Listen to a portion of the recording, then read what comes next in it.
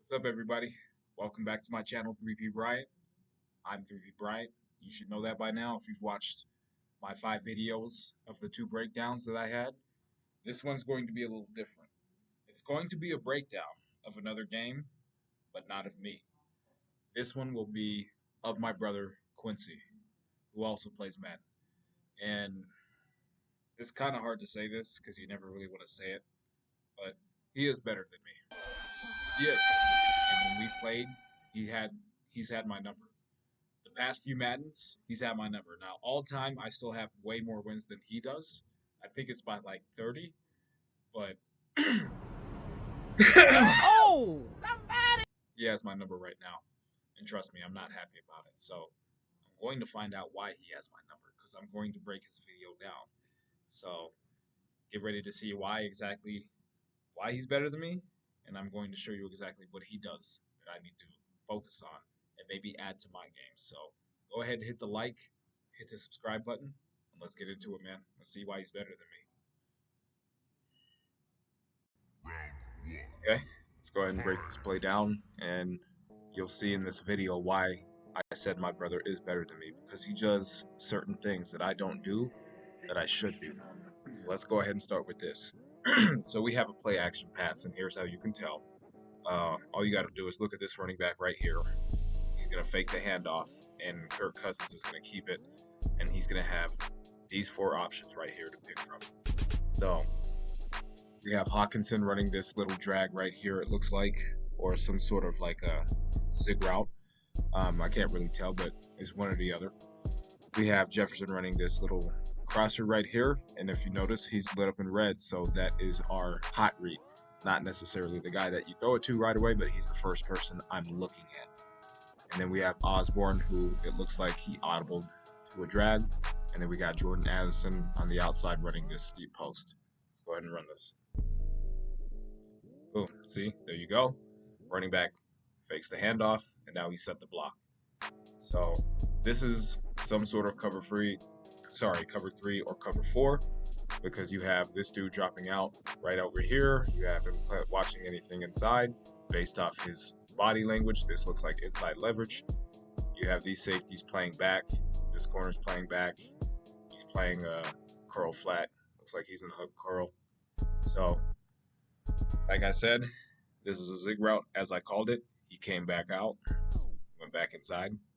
Went in, came back out, and we're trying to see who gets open. And we don't really have too many options here because this is not going to be open. He's going to be playing that, or that safety is going to cover that little cut on the post.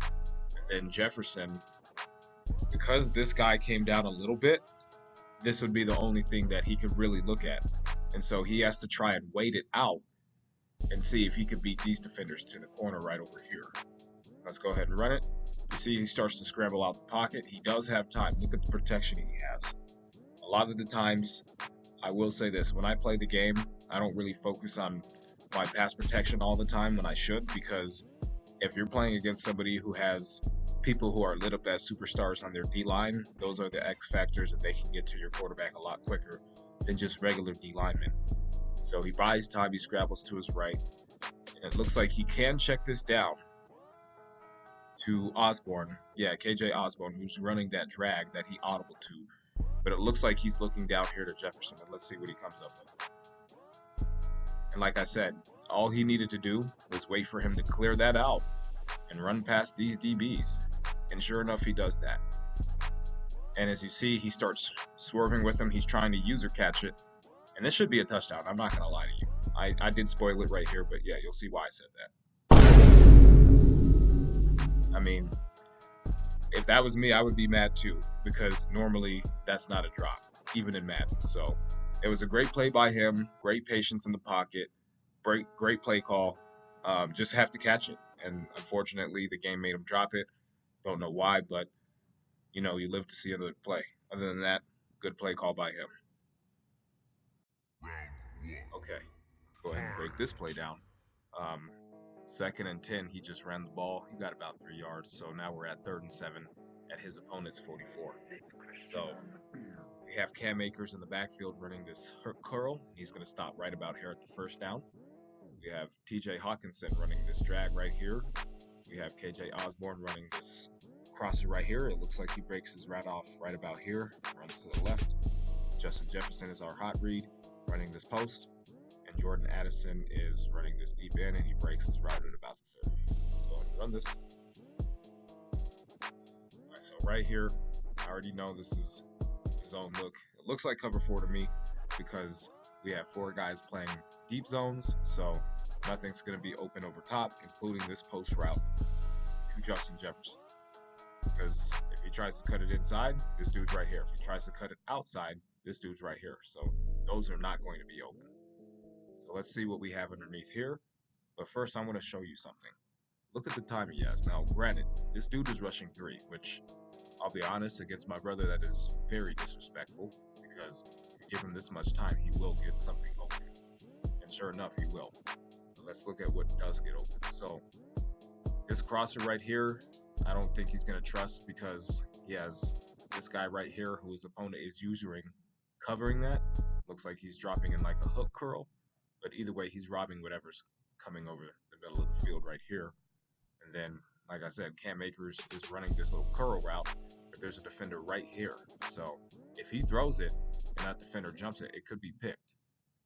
Unless Cam Akers is able to front this defender to where he could make an accurate throw and catch it, it's going to be a tough throw.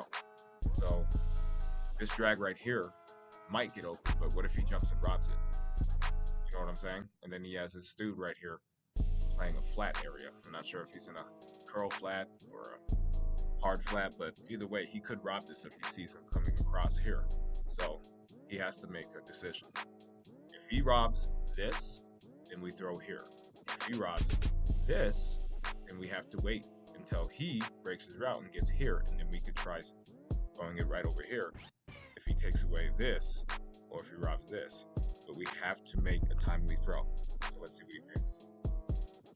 So right here, he throws it to Akers, and like I said, this defender, he's a little bit behind, but it's going to be a good throw because he threw it right on time to where he stopped. And so it's a tough throw, but he's able to catch it and get a first down. So like I said, he had to make sure he made all his reads correctly, go through all his progressions, and not just pick somebody right away. He had to look at everything and see, okay, what do I have open? What do I not have open? And let's go with the best option. And sure enough, he did. Okay, so we have 1st and 10 at the 36 with under 2 minutes left. So let's go ahead and break this next play down. So we have Cam Akers running this out route.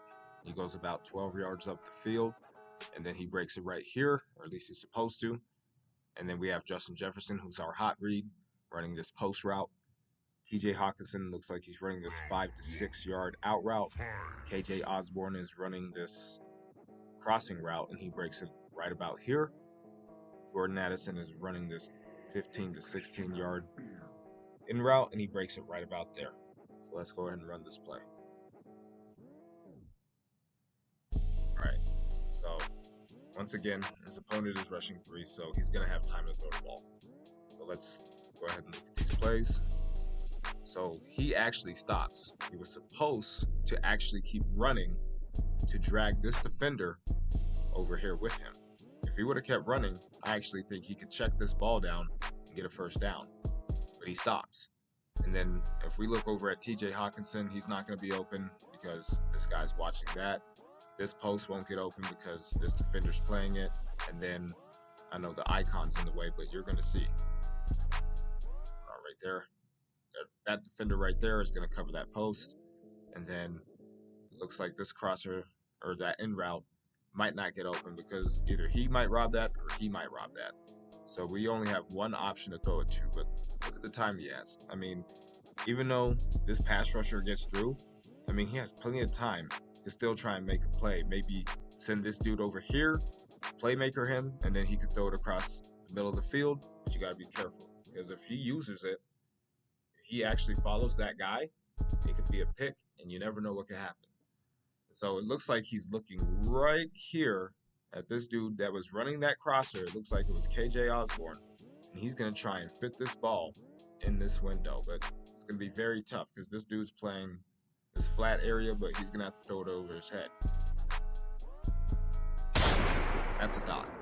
And I mean, plays like that, especially with Kirk Cousins, who, even though he's a pocket passer, he can make those throws. But that's just him waiting it out, waiting it out, waiting it out.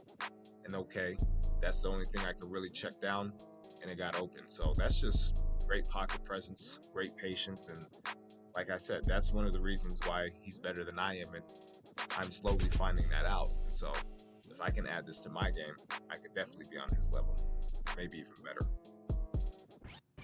Okay, let's go ahead and break this play down. So we got 1st and 10 at the 18. We have TJ Hawkinson, looks like he's just running a straight flat route. We have Justin Jefferson, who's our hot read, running this little post right here. KJ Osborne is on a slant.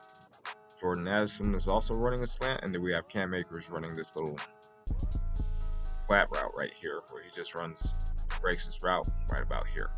So let's go ahead and run this play. Okay, so we have a blitz. And as you saw, his user just came around and got pressure right here. So he's about to get sacked if he doesn't throw this ball. So let's see what he has open. This right here actually is open. So if he throws it right away, because he avoided that area, that's a touchdown. All he has to do is just throw it. But it looks like he's looking for Jefferson, who's running that post. And he's going to have to throw it on anticipation, because this won't get open. If he throws it, that's going to be a pick, probably 6. If he throws this, because he's getting pressured, that could be incomplete or maybe even picked. And then this slant, he would have to try and throw it right away, but he's getting pressure, so that might be incomplete. So I think he should have took this right here, because that's 6 right on the dot if he throws it right away. Because boom, he just left the middle of the field wide open. But he is looking at Justin Jefferson. You could tell just by how his quarterback is looking. So he has to throw it right away, or he's going to get sacked, or it's going to be incomplete. So let's see what happens. I mean, that's a dot.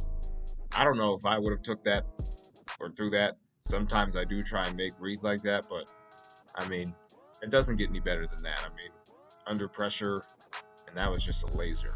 And that was just, I mean, I don't even know if I could pull that off with Kirk Cousins and the Vikings. Maybe with Mahomes, but probably not Kirk Cousins. And so, yeah, he definitely got me on that one, because I thought he was going to throw it to the slant, because that was open for 6. But that was a dot, man. I got to give it to him. Good stuff, Q. Good stuff.